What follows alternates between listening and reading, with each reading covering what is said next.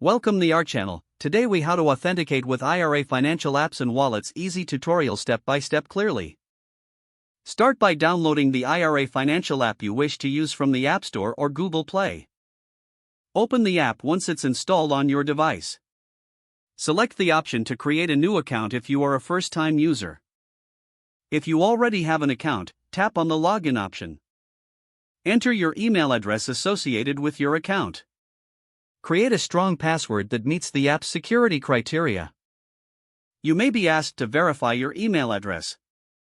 Check your email for a verification link and click on it. Return to the app and log in using your email and newly created password.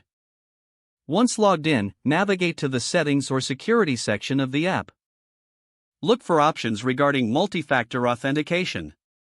Enable two-factor authentication for additional security. You may receive a verification code via SMS or email for this step. Enter the code in the provided field and confirm.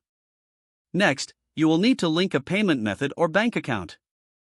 Follow the prompts to enter your financial information securely. Verify your bank account, if required, by confirming small deposits made by the app. Once your account is verified, you can start exploring the app's features. Make sure to regularly update your security settings and credentials.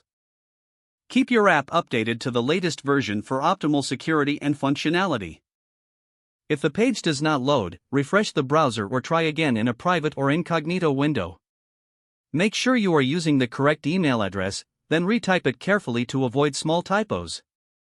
If your password is not accepted, use the reset option and create a new strong password you can remember.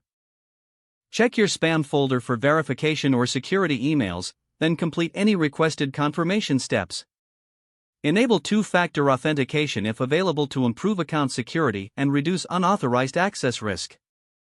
After signing in, review your profile details so your contact information and settings are accurate and current. If you see an error message, note it down and try again after restarting your device and internet connection. Log out when you finish, especially on shared devices, to keep your account and payment information secure. Don't forget to like this video and subscribe to our channel for more step-by-step tech guides.